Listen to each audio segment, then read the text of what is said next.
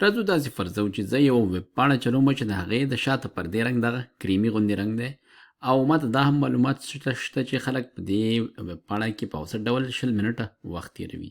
خو زه غواړم چې دغه د خلکو د وخت کومه اندازه چې دا لږه ډېره شي، نو زه راځم په دې کې لږ څه بدلون راولم. نو زه راځم دې ته داسې زیړ رنګ ورکوم، خو زه اوس په دې نه پوهېږم چې دا زه څنګه معلوم کړم چې دغه زیړ رنګ سره د وخت کې کوم څه بدلون راغی او که رانغی. نو د دې معلومولو لپاره موږ سره د ارزښت ازمیښت یا سیګنیفیکنس ټیسټ دی. نو لومړی زه راځم دلته فرضیې لیکم، یو نل هایپوتیسز او بل الټرنیټیو هایپوتیسز. نو نل هایپوتیسز دا دی چې موږ وایو په دې بدلون راوستلو سره هیڅ کوم اغیز نه دی راغلی، یعنی هیڅ څه شی نه دی بدل شوي. نو معنا دا چې دلته زموږ پاپولیشن مین چې دی دا اوس هم څو دی 20 منټه دی د رنګ بدلولو څخه وروسته هم. او زمونږ الټرنیټیو هایپوتیسز به اوس دا وي چې زمونږ مین کې بدلون راغلی او دا به اوس د 20 منټو څخه لوی وي. معنا اوس خلک د رنګ بدلولو څخه وروسته ډېر وخت تېروي په ویب پاڼه کې د رنګ بدلولو څخه وروسته. ورپسې موږ راځو یو ځانګړی حد ټاکو چې هغې ته موږ سیګنیفیکنس لیول وایو یا د ارزښت کچه ورته وایو چې په څو شیبو کې اوس پیژنو. نو لیکو چې سیګنیفیکنس لیول کوم چې په یوناني توري الفاظ سره ښودل کېږي او عموما د دې قیمتونه 1%، 5%، 10% عموما دا کاریږي، یعنې 1%، 5% او 10%. خو دلته موږ راځو 0.005 ورته ټاکو. اوس موږ دا کوو چې دغه ویب پاڼې ته چې کوم خلک راځي د دې یو نمونه اخلو او بیا دې نمونې لپاره موږ سیمپل سټیټسټکس محاسبه کوو، لکه سیمپل مین او سیمپل سټینډرډ ډیوییشن. او بیا موږ داسې وایو چې که چیرې دغه نل هایپوتیسز رښتیا وي نو د دې احتمال څومره دی چې موږ د لاسته راغلي سټیټسټکس لرونکي یو نمونه لاسته راوړو. او بیا ګورو که چیرې دغه احتمال دغه سیګنیفیکنس لیول یا د ارزښت کچې څخه ښکته و، لکه په دې مثال کې 0.05 یعنې 5% څخه ښکته و، نو بیا موږ وایو چې موږ دغه نل هایپوتیسز رد کوو او وایو چې موږ د الټرنیټیو لپاره شواهد لرو. خو که چیرې موږ سره دغه احتمال د 0.5 څخه لوی یا دې سره مساوي وي چې موږ دغه محاسبه شوي سټیټسټکس د نمونې لپاره لاسته راوړو، نو بیا موږ وایو چې موږ دغه نل هایپوتیسز نشو رد کولی او موږ سره د کافي شواهد د الټرنیټیو لپاره نشته دی. ورپسې څه کوو؟ ورپسې چې دې ته موږ دریم ګام وایو، موږ یوه نمونه اخلو، ټیک ا سیمپل. او داسې فرضو چې موږ دا نمونه اخلو n مساوي کېږي له 100 سره. دغه کسان چې د نوي ویب پاڼې ته راځي او دوی لپاره موږ سیمپل سټیټسټکس محاسبه کوو، یعنې سیمپل مین د دې مساوي کېږي فرضو چې دا دی 25 منټه. همدارنګه که چیرې دې لپاره موږ ته پاپولیشن سټینډرډ ډیویشن نه معلوم، نو بیا موږ راځو سیمپل سټینډرډ ډیویشن هم ورته محاسبه کوو.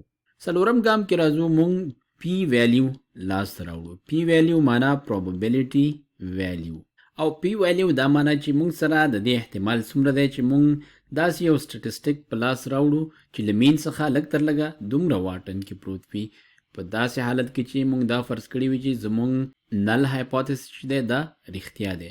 نو معنا دا چې دا یو مشروط احتمال دی، یعنې د دې احتمال چې ایکس مین به لوی یا مساوي له څو راځي دې قیمت څخه راځي 25 منټو څخه، په دې شرط چې زموږ نل هایپوتیسز څنګه وي، رښتیا یا ټرو وي، رښتیا وي. په نورو ویډیوګانو کې موږ په دې باندې خبره کړې ده چې دا کار موږ څنګه ترسره کوو. که موږ داسې فرض کړو چې زموږ د سیمپل مین سیمپلینګ ډسټریبیوشن نارمل دی، نو موږ کولی شو چې موږ خپل سیمپل مین راواخلو، سیمپل سایز راواخلو، سیمپل سټینډرډ ډیوییشن راواخلو او کېدای شي یو ټي سټیټسټک ورسره راواخلو تر څو موږ دغه احتمال محاسبه کوو. چې کله دا احتمال موږ لاسته راوړو بیا موږ دا پرېکړه کولی شو چې آیا موږ خپل نل هایپوتیسز رد کوو او که نه. او دې ته موږ وایو پنځم ګام. په پنځم ګام کې موږ دوه حالته لرو. لومړی حالت دا دی چې که چیرې زموږ پی ویلیو دا کوچنی وي له څه څخه، کوچنی وي له الفا څخه، نو بیا په دغسې حالت کې موږ څنګه کوو؟ ریجیکټ یا رد کوو. څه شی رد کوو؟ ریجیکټ نل هایپوتیسز، خپله فرضیه رد کوو. او داسې وایو چې موږ د الټرنیټیو هایپوتیسز یا د بدیلي فرضیې د رښتیا کېدو لپاره شواهد لرو. او دوهم حالت به دا وي چې زموږ پی ویلیو چې دی دا لوی او مساوي له الفا څخه راشي. نو بیا په داسې حالت کې موږ نشو کولی چې نل هایپوتیسز ریجکټ یا رد کو. موږ دا نه وایو چې موږ خپل نل هایپوتیسز قبلو، بلکې موږ دا وایو چې رد کولی نشو. do not reject null hypothesis. خو اوس راځو داسې فرضو چې د دې لپاره موږ دا ټوله محاسبه وکړو. موږ دې حالت سره مخ شو چې زموږ پی ویلیو چې دی پی ویلیو دا مساوي شو له 0.03 سره. نو دا چې 0.03 له 0.05 یعنی الفا څخه کوچنی دی، نو زه به دغه نل هایپوتیسز رد کوم او دا وایم چې زه د الټرنیټیو هایپوتیسز لپاره شواهد لرم. او په دې هیله چې دا تاسو ته سم ښکاره شي، ځکه چې دلته موږ داسې وایو چې موږ یو نمونه راخلو او داسې فرضو چې زموږ نل هایپوتیسز رښتیا دی. نو د دې احتمال چې موږ ته به داسې یو نمونه لاسته راځي، د دې احتمال څومره دی؟ 0.03 یعنی 3% دی.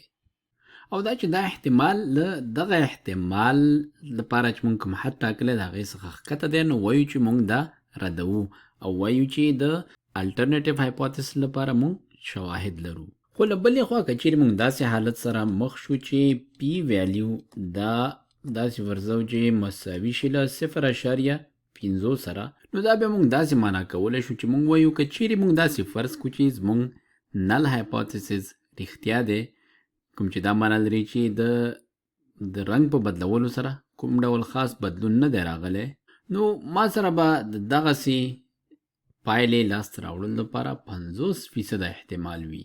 او دا چې اوس دغه احتمال چې دی ما سره له دې الفا یا سیګنیفیکنس لیول څخه ډیر پورته دی، نو په داسې حالت کې زه دا نل هایپوتیسز نشم رد کولی.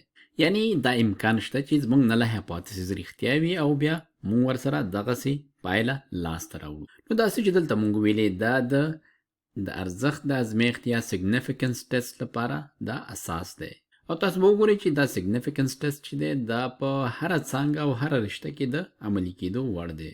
یوه بله خبره چې زه باید دلته روښانه کړم هغه دا ده چې دلته زموږ پی ویلیو د کوم له مخې چې موږ نل هایپوتیسز یا ردوو او یا یې نه ردوو، دا مساوي دی دا عبارت د له څه څخه دا د زموږ د سیمپل سټټسټیک د لاسته راوړلو احتمال دی په داسې شرط چې زموږ نل هایپوتیسز دا رښتیا وي. کله کله دا خلکو نه غلطیږي او داسې لیکي چې دا د دې احتمال دی چې زموږ نل هایپوتیسز به رښتیا وي په داسې صورت کې چې زموږ سیمپل سټټسټیک چې دی دا څنګه وي، سیمپل سټټسټیک دا یو قیمت ولري. نو په دغه صورت کې دا بالکل غلط دی.